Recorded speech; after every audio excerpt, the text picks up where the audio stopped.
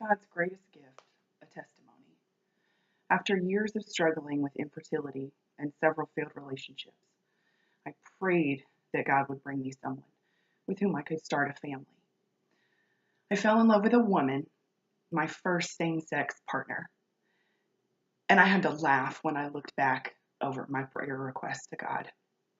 She also wanted to have kids, but never found herself in a stable enough relationship to bring a new baby into the world. Shortly after we were married, we decided to try assisted insemination. We found a fertility clinic in Columbia, South Carolina, about 2 hours from our home in Myrtle Beach.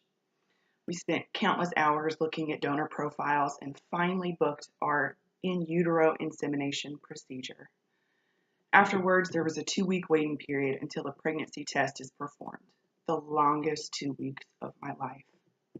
Procedure, 2 weeks, blood test, 24 hours, the call.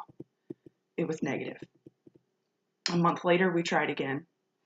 Procedure, 2 weeks, blood test, 24 hours, the call.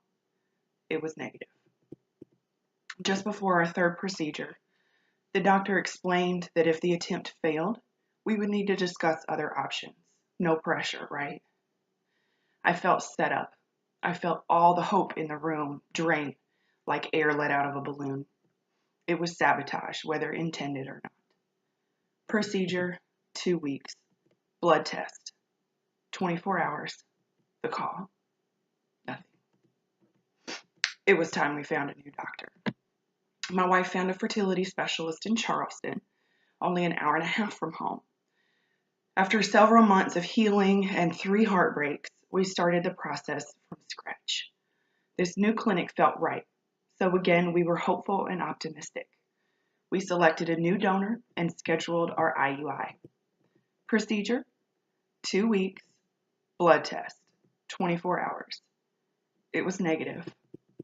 A couple months later, we tried again. Procedure, 2 weeks, blood test, 24 hours, the call. It was negative. And again, this time the doctor herself performed the procedure. It felt different for both of us.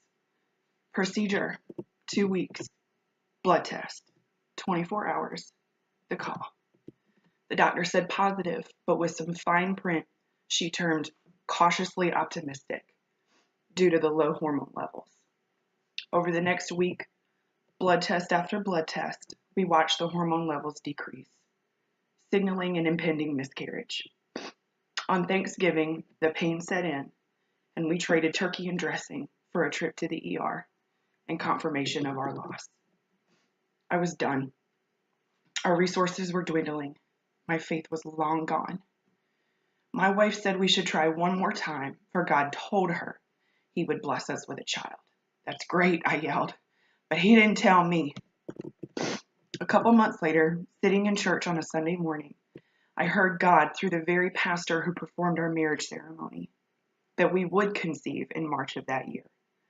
So I fell in line and we scheduled our 7th procedure. None of our preferred donors were available, so we settled on number 38. Procedure, 2 weeks, blood test, 24 hours, the call. It was the entire nursing staff wishing us congratulations. It had worked and her hormone levels were through the roof. March 10th.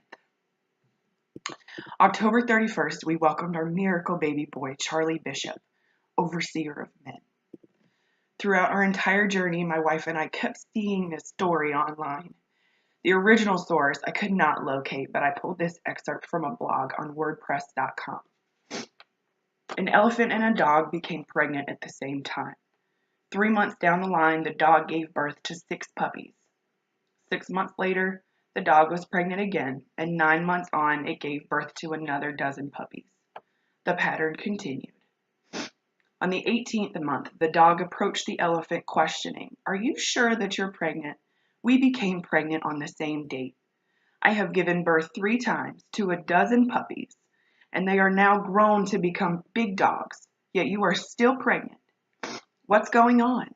The elephant replied, "There's something I want you to understand. What I'm carrying is not a puppy, but an elephant. I only give birth to one in 2 years. When my baby hits the ground, the earth feels it. When my baby crosses the road, humans stop and watch in admiration. What I carry draws attention. So what I am carrying is mighty and great. God gave me more than the gift of motherhood, faith, hope, and love. But the greatest of these is love. 1 Corinthians 13:13.